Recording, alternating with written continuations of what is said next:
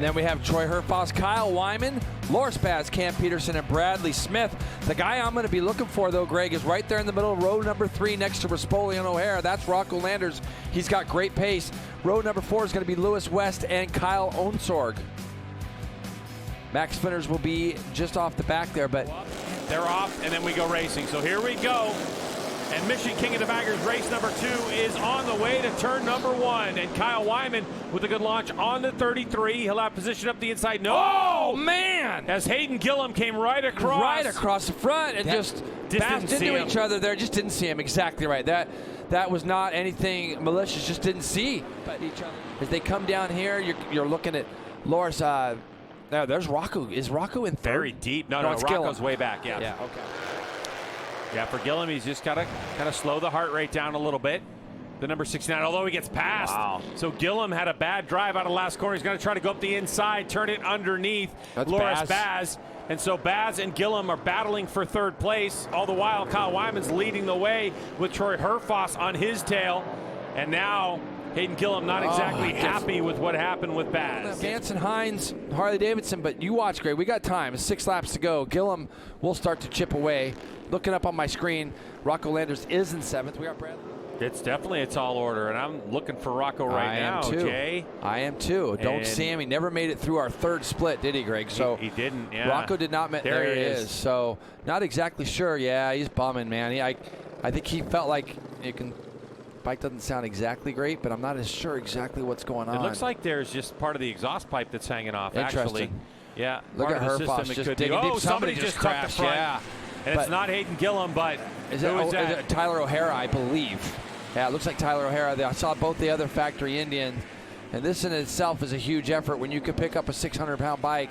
Reeling in his teammate Herfoss, but Hayden Gillum, he's looking pretty racy right now. But the question is, oh no! Oh wow! Boy. Yeah, that was close. I mean, that's the bike control that Herfoss has, and you can see what ends up happening, Greg, when you go that tight. You hold the lever on for so long that you become aware that, hey, I'm going in here a little bit too slow.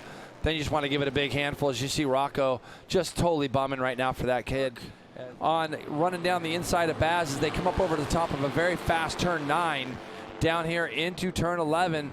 Here comes Gillum. He's going to make a shot at the 76, make that pass as Herfoss makes a pass on Kyle Wyman. Everybody just kind of gets parked. That was almost disastrous for Gillum because he had a plan and had no idea that they were going to park it down there in turn number 12. So good job by Hayden Gillum. So much bike control to avoid clambering into the riders in front of him. But you can see what gap that's formed. And look at number 1 going to the top spot. So there goes Troy Herfoss. Injured what? Adrenaline taking over. And he'll lead on his factory S&S Indian motorcycle that Hayden's not able to do yet, or he hasn't quite been able to figure it out if it's possible. But for Kyle Wyman, he closes a little bit up, and here he goes up the inside. He's going to park it inside. This is where Kyle's been a little bit vulnerable during the course of this race. So Gillum now around the 33, takes over 2nd spot.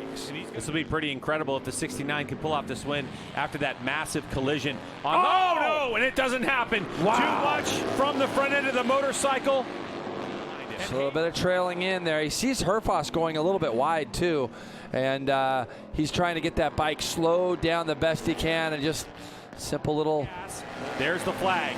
So it's going to be half a second, the difference between Herfoss and Wyman, and another half second back to Loris Baz. Kyle's still trying. I saw Troy sit up, and Kyle moved his marker up there to try to go with Herfoss. And again, this is where I think that the factory Harley has got to try to be a little bit better in this first sector. The last time through, we saw 37.5 to 38.3 for Kyle Wyman through this first sector. So he lost basically 0.8 of a second. Right now, he's trying his best to go with Troy. He's got to be a little bit closer to this to think about any kind of draft down the back straightaway. Look at Kyle. He's trying to open up the entries of this turn to allow that bike to roll through the middle and try to close up onto the back of the factory Indian. See that roll speed right in the middle of that turn there, G-Dub? That's what he's trying to do, and he's getting the thing sideways. Now, he's actually not too far back, but he's still got to close a little bit more room in a hard spot to do it, which is trailing off into here. Kyle Wyman getting the motorcycle a little sideways. Herfoss a tidier line than the lap before, and he has a look over his shoulder. He can hear and feel Wyman. Here we go down this back straightaway. Can Wyman get in the draft of the Indian Challenger? It's a little bit of it, but that bike is awfully fast. Herfoss got a great drive. So Wyman, pretty much the same as when they came on the straightaway. Not going to be close enough, not even close to being close enough to make a move on Herfoss. But for Herfoss, now it's about 7 corners to go. He's got to dig deep through the pain. You can see from his riding position, not his normal kind of low aggressive stance. He's just kind of open up more, and I'm sure that's part of how he's dealing with the pain, but he is looking incredible right now. He has another look over his shoulder. Just got to be clean and hit your marks. He knows that like 2 or 3 tenths of a second that he's got on Kyle right now is good enough.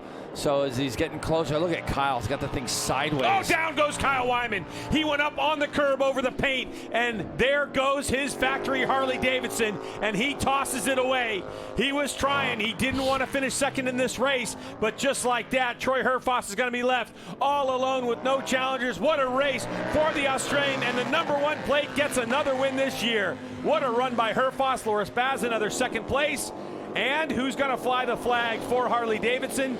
It's James Rispoli's coming across, and it's going to be Bradley Smith in Harley Davidson trim who will finish off the podium as Cameron Peterson in fourth place. Wow. But this guy, when he gets the bit between his teeth, he is ruthless. Look how gingerly he's getting off the motorcycle. I saw him walking a little bit too, and yeah, he's a bit ginger, but hey, nothing cures ailments like a win. Battle. They're up front, and it was going to be interesting that last lap if Hayden didn't go down and Kyle was putting on his charge, but Troy Herfoss was didn't make a mistake when he's out in the lead, had some pressure on him. And 1.4 second margin of victory for Troy Herfoss over his teammate Baz. Bradley Smith, the Harley Davidson Road Glide in third, and then Cameron Peterson, great effort for him in fourth. I mentioned top of the show, Baz, Herfoss, O'Hara are kind of in their own battle. So for Loris Baz and Troy Herfoss, as they're battling it out for second place, there's 12 points between them.